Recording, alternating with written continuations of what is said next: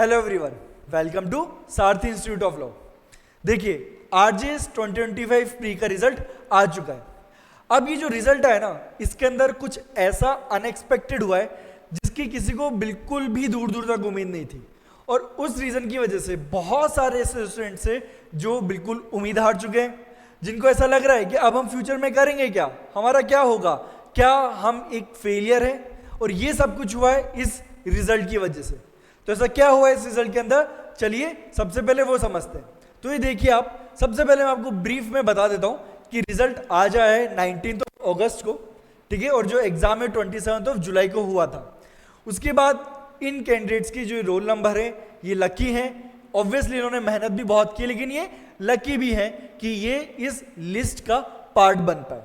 लेकिन देखिए, इस लिस्ट में आने वालों के लिए तो ठीक है, लेकिन जो इस लिस्ट का पार्ट नहीं बन पाए उनके लिए ये बहुत बहुत बड़ा झटका है। कैसे, वो भी हम समझते हैं। पहले एक बार मैं आपको कट ऑफ बता देता हूं। जर्नल की कट ऑफ गई है 78, journal ex serviceman 46, journal window 46, SC 64, ST 65, OBC non creamy layer 74, OBC MBC non creamy layer 59, EWS 75, और फिर पीडब्ल्यूडी की जो चार अलग अलग कैटेगरीज है उनकी रेस्पेक्टिव कट ऑफ 40, 43, 42 एंड 40 गई है। अब सबसे पहले आप ये समझिए कि ये जो कट ऑफ है और जो कट ऑफ हमने पेपर के एनालिसिस के बाद आप लोगों को बताई थी, वो कट ऑफ ऑलमोस्ट सिमिलर है। हमने जो वीडियो बनाया था, अगर आपने नहीं देखा तो मैं आपको बता देता हूं। उस वीडियो के अंदर हमने क्या बताया था कि जनरल कैटेगरी की कट ऑफ जाएगी 79 + -2, और वही गई है 78 गई है, यानी कि 79 + -2 की जो हमने रेंज बताई थी उसी के अंदर कट ऑफ बिल्कुल गई है। ओबीसी नॉन क्रीमिलेयर की भी जो हमने कट ऑफ बताई थी ये बिल्कुल उसी रेंज में है।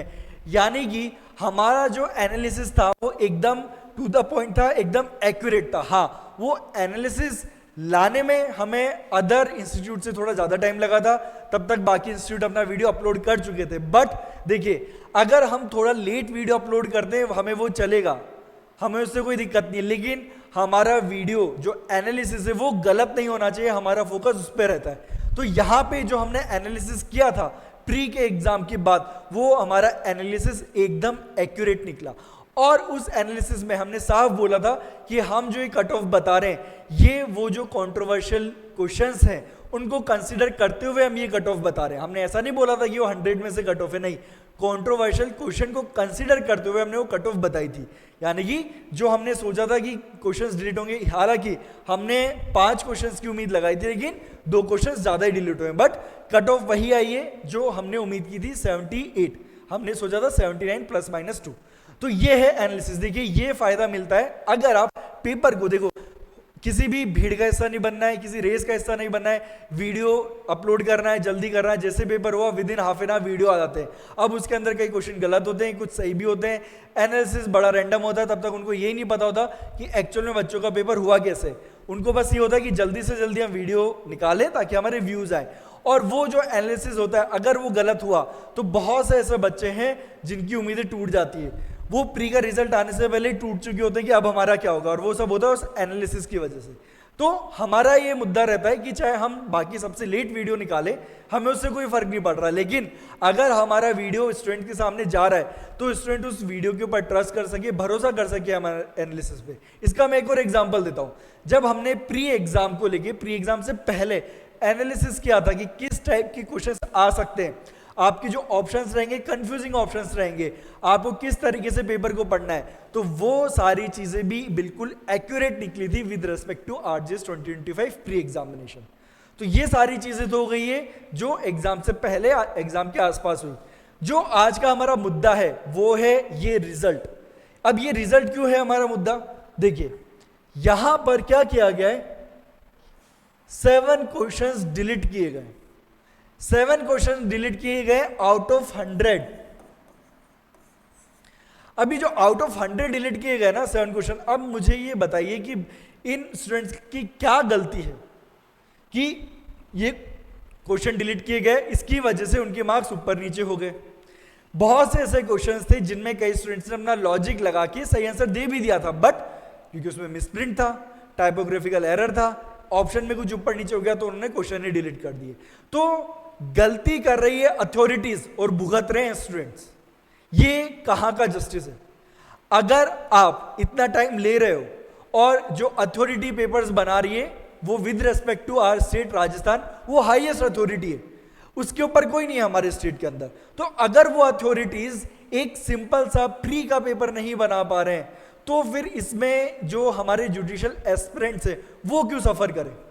हर बार यही होता है, हर बार एग्जाम कंडक्ट किया जाता है। आज तक का रिकॉर्ड है लास्ट 4-5 पेपर्स में तो स्पेशली कभी भी 100 आउट ऑफ 100 कट ऑफ नहीं गई है, हमेशा 4 से 5 क्वेश्चन डिलीट होते हैं। इस बार तो 7 क्वेश्चन डिलीट हो गए। यानी कि आप जो स्टूडेंट से पेपर ले रहे हो उसको आप लक के भरोसे छोड़ रहे हो। अब कई ऐसे क्वेश्चन थे जो गलत नहीं होने चाहिए थे, जो डिलीट नहीं होने चाहिए थे, उनमें बहुत माइन्यूट सा टाइपोग्राफिकल एरर था, स्टूडेंट्स ने वो अपने हिसाब से सही कर लिया था, बट अगेन वो डिलीट करने पड़े क्योंकि कई ऐसे स्टूडेंट्स भी जो ये बोलेंगे कि नहीं सर हमें तो क्वेश्चन ही नहीं समझ में आया। तो इसमें उन स्टूडेंट का दोष नहीं है, गलती उनकी है जो ये पेपर्स बना रहे। क्योंकि अगर वो 7 क्वेश्चंस एक्यूरेट होते तो बहुत से ऐसे स्टूडेंट्स हैं जिनके मार्क्स और अच्छे आते और हो सकता था कि वो कट ऑफ क्लियर कर जाते, लेकिन नहीं, वो 7 क्वेश्चंस डिलीट किए गए और उसकी वजह से उनका खामियाजा किसे भुगतना पड़ा?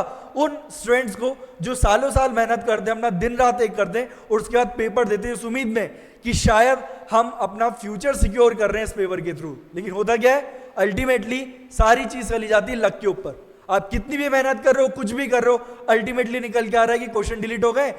कई ऐसे स्टूडेंट्स है, ट्रस्ट मी, जब से रिजल्ट आया बहुत से ऐसे स्टूडेंट्स का हमारे पास कॉल आया है, बोल रहे हैं सर हमारे पहले बहुत अच्छे मार्क्स थे, हम कट ऑफ से बहुत ऊपर थे, लेकिन कई ऐसे स्टूडेंट्स जिनके 7 क्वेश्चन डिलीट हुए, जो डिलीट हुए 7 के 7 उनके ऊपर इंपैक्ट पड़ा होगा और वो रेस से बाहर है। तो अब उनकी क्या गलती है? अब उनको क्या बोल के उनको हम तसल्ली दें कि नहीं होता है? ये बोलना क्या कहीं से भी ठीक रहेगा कि होता है, ये तो किस्मत है? इसमें स्टूडेंट की क्या गलती है? तो ये बात बियॉन्ड कंट्रोल है कि हर बार देखा जा रहा है कि क्वेश्चंस डिलीट हो रहे हैं, हर बार उसका जो खामियाजा किसको भुगतना पड़ रहा है? स्टूडेंट्स को भुगतना पड़ रहा है। तो आई सिंसियरली होप कि फ्यूचर में कभी ऐसा होगा कि आरजेएस का प्री का एग्जाम हो, उसके अंदर कोई क्वेश्चन डिलीट ना किया जाए और स्टूडेंट्स को इवेल्युएट किया जाए 100 क्वेश्चन के बेसिस पे, ना कि उनके लक के बेसिस पे। अब बहुत से ऐसे स्टूडेंट्स हैं जिनके ऊपर उन 7 क्वेश्चन को डिलीट करने का कोई इंपैक्ट ही नहीं पड़ा क्योंकि उनके क्वेश्चन वैसे भी गलत थे, तो वो बच गए, है ना? तो ये कितना बड़ा लक का फैक्टर आ गया है। और 7 क्वेश्चन मुझे नहीं लगता कोई छोटी बात है ना?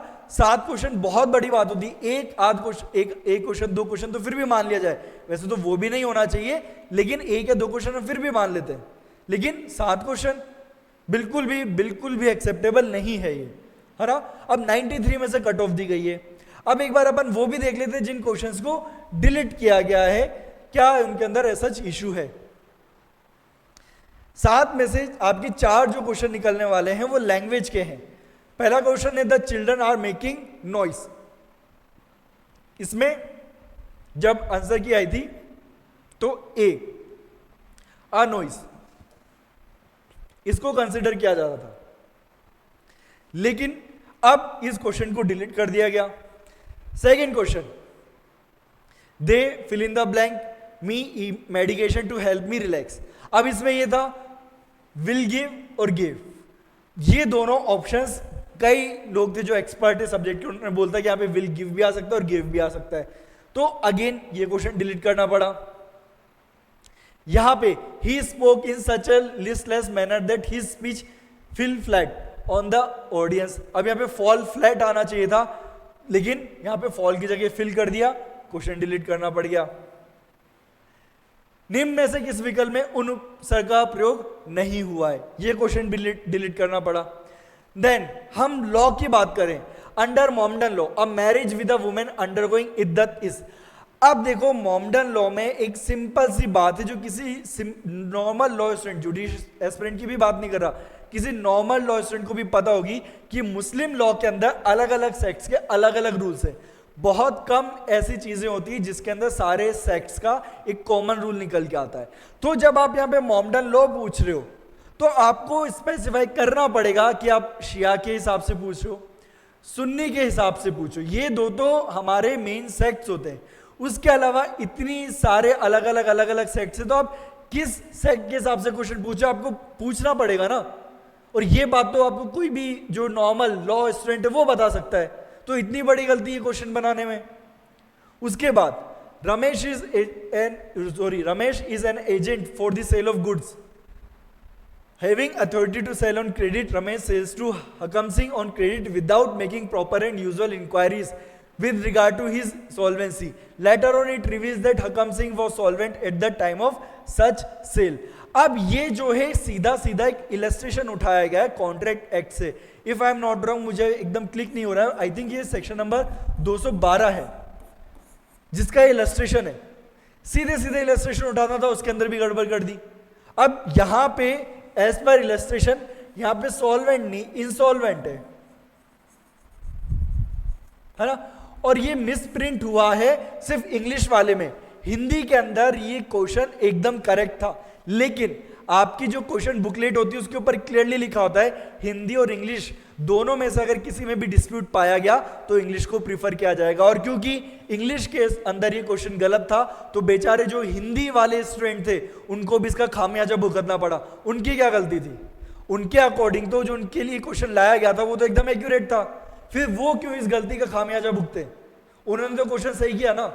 अब कितने इतने सारे स्टूडेंट्स होंगे जो इस एक क्वेश्चन की वजह से भी बाहर हो गए होंगे लिस्ट में से, कितने सारे स्टूडेंट्स होंगे। तो कौन है उनको सहारा देने वाला? कौन उनको जस्टिस दिलाएगा कि नहीं आपकी गलती नहीं है या अथॉरिटीज की गलती है? क्या होगा उनका? कुछ नहीं होगा। तो यहां पे आप इतनी छोटी छोटी गलती कर रहे हो जो इतने बड़े एग्जाम को लेके है। छोटी गलती बड़ा एग्जाम, और खामियाजा बहुत बड़ा भुगतना पड़ रहा है स्टूडेंट्स को, और कोई नहीं है उनकी सुनने वाला। तो यहां पे ये क्वेश्चन गलत कर दिया। उसके बाद next question, consent is said to be free when it is not caused by. Contract act का अगेंस्ट सीधा सीधा उठा हुआ क्वेश्चन है। पूरे कॉन्ट्रैक्ट एक्ट के अंदर आपको मिस अप्रोप्रिएशन और चीटिंग ये मिलेगा ही नहीं। आपको वहां मिलता है कोर्जन मिलता है, अनड्यू इन्फ्लुएंस मिलता है, फ्रॉड मिलता है, मिसरिप्रेजेंटेशन मिलता है, मिस्टेक मिलता है। तो ये तो हो ही नहीं सकता। तो यहां पे अगेन फिर से बहुत बड़ी गलती कर दी, फिर से बहुत बड़ी गलती कर दी। तो क्या करें अब इनका? अब भाई स्टूडेंट्स कुछ नहीं कर सकते, खुद को कोसेंगे, सोचेंगे हमने क्या क्या सोच के हमने जुडिशरी के अंदर एंटर किया। वो कौन सा घटिया दिन होगा जिस दिन हमने सोचा होगा कि हम ये जुडिशरी का पेपर देंगे, जिसके अंदर उनकी मेहनत नहीं उनके लक को टेस्ट किया जा रहा है कि 7 क्वेश्चन डिलीट हो रहे हैं, अब बताओ किसका लक अच्छा है। तो ये बहुत बहुत ज्यादा सीरियस बात है। और आई सिंसियरली होप कि अब अथॉरिटीज फ्यूचर में एटलीस्ट कुछ ऐसा करें कि इतने इतने सारे क्वेश्चन डिलीट ना करने पड़े, 7 क्वेश्चन डिलीट करने पड़ रहे हैं। तो ये स्टूडेंट्स के लिए बहुत बहुत ही ज्यादा, मतलब मैं शब्द नहीं है मेरे पास बोलने के लिए कि क्या बोला जाए उन स्टूडेंट्स के लिए जो रिजल्ट हुआ है, जो ये सब कुछ हुआ है इंसिडेंट, उसका खामियाजा भुगत रहे हैं।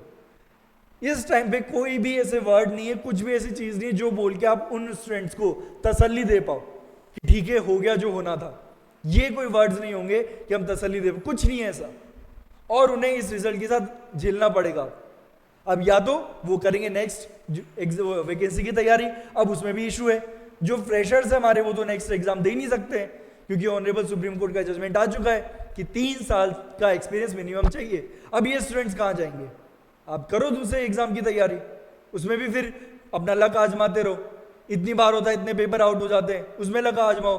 तो आज के टाइम पे आपको अगर किसी भी कॉम्पिटिटिव एग्जाम की तैयारी करनी है तो पढ़ाई से ज्यादा पूजा पाठ पे ध्यान दो, यही हमारी अथॉरिटीज जाती है। अगर आपने मेहनत की हो तो सभी कर रहे हैं, वो देखना चाहते हैं कि किसके पूजा पाठ में कितना दम है। अगर अच्छे से पूजा पाठ किया तो आपका हो जाएगा क्लियर, नहीं तो आप ऐसे अटके रह जाओगे। कभी पेपर लीक हो जाएगा, कभी क्वेश्चन डिलीट हो जाएंगे, कभी कुछ और हो जाएगा, फिर उसका जो खामियाजा है वो भुगतते रहो बैठ के। तो ये है हमारे इस रिजल्ट का, क्या ही बोलूंगा मैं, मतलब एनालिसिस। क्वेश्चन क्यों गलत हुए हैं, क्या गलत हुए हैं, क्या रीजन हो सकता है इनका। अब अथॉरिटीज जाने किस लेवल पे ये मिस्टेक हुई है, क्या रीजन रहा है, और क्या रीजन है कि बार बार हर बार ये गलतियां रिपीट की जा रही है। तो इनका आंसर किसी के पास नहीं है, सिर्फ और सिर्फ अथॉरिटीज इसका आंसर दे सकती है। तो ये था हमारा वीडियो जिसके अंदर हमने आपको बताया। अब first of all very congratulations जिन्होंने इस एग्जाम को क्लियर किया। टू बी ऑनेस्ट, आप डिजर्व करते हो कि इस एग्जाम को इतनी सारी गड़बड़ होने के बाद भी आपने एग्जाम क्लियर किया, तो आप डिजर्व करते हो congratulations. And first of all congratulations तो आपको ऑब्वियसली मिलना चाहिए, लेकिन यहां पे आपको इजी नहीं पढ़ना है। ये आपका असली एग्जाम अब चालू हो रहा है। क्यों? क्योंकि अब आपको तैयारी करनी है मेंस एग्जामिनेशन की, जिसके अंदर ना सिर्फ आपकी मेहनत और लक फिर से बहुत काम करेगा, क्योंकि यहां तो फिर भी आपने जो क्वेश्चन टिक किया उसके बेस पे आपको या तो 1 नंबर मिला है या फिर 0 मार्क्स मिले। वहां पे आपकी जो मार्क्स है वो डिपेंड करेंगे जो आपकी कॉपी चेक कर रहे हैं एग्जामिनर उनके ऊपर, तो वहां पे भी लक बहुत ज्यादा काम करेगा। तो आपको पढ़ाई करनी है, साथ के साथ ऐसा कुछ करना है कि आपका लक आपका साथ दे। ट्रस्ट मी, ये जिस तरीके से एग्जाम हो रहे हैं उसको देखते तो ये लगता है कि आपका लक आपके साथ होने की बहुत बहुत ज्यादा जरूरत है, उसके बिना आप कुछ नहीं कर पाओगे। तो आप वो करना जरूर चालू करो। और उसमें आपकी हेल्प करने के लिए हम लेके आए हैं हमारा मेंस बैच। ये ऑलरेडी स्टार्ट हो चुका है।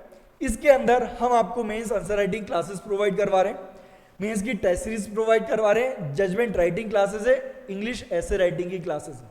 तो ये जो हमारा बैच है ऑलरेडी 4 अगस्त से चालू हो चुका है। अगर आप अभी भी ज्वाइन करते हैं तो आपको रिकॉर्डेड लेक्चर मिल जाएंगे, उसके थ्रू आप अपनी मेंस के आंसर राइटिंग को इंप्रूव कर सकते हो। जैसा मैंने बोला, आपको लक भी चाहिए लेकिन साथ में हार्ड वर्क भी चाहिए। आपको स्मार्ट होना पड़ेगा। सिर्फ और सिर्फ 44 वैकेंसी है, लास्ट टाइम की तरह 250 वैकेंसी के आसपास नहीं है, 44 वैकेंसी है।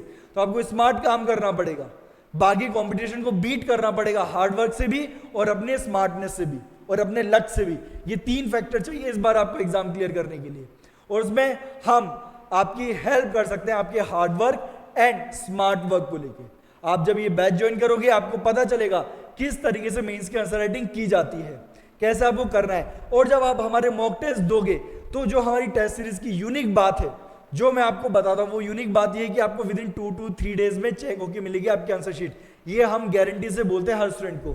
2 से 3 दिन, बस 3 दिन से ज्यादा कभी भी नहीं लगते आपकी आंसर शीट को चेक होने में, ताकि आपको पता हो मैंने क्या सोच के वो पेपर अटेम्प्ट किया था, मेरा माइंडसेट क्या था, तब दिमाग में क्या चला था और मैंने वो क्वेश्चन क्यों अटेम्प्ट किया इस पर्टिकुलर पैटर्न में। और उसके बाद जब आपकी आंसर शीट मिलती है आपको, तो आपको फिर मौका मिलता है 1-on-1 सेशन का टीचर के साथ जिसने आपकी कॉपी चेक की है। आप उनके साथ 1-on-1 डिस्कस कर सकते हो कि उस आंसर में आपकी क्या गलती है, क्या नहीं, कैसे इंप्रूव करना है। और ये हर स्टूडेंट को इंडिविजुअल लेवल पे किया जाता है और हर टेस्ट के बाद किया जाता है। ऐसा नहीं कि हमने इनिशियल 4-5 टेस्ट में किया फिर हमने आपको छोड़ दिया, नहीं आप अपना देखो, नहीं। फर्स्ट टेस्ट से लेके लास्ट टेस्ट तक आपको मेंटरशिप सेशन दिए जाएंगे, 1-on-1 सेशन।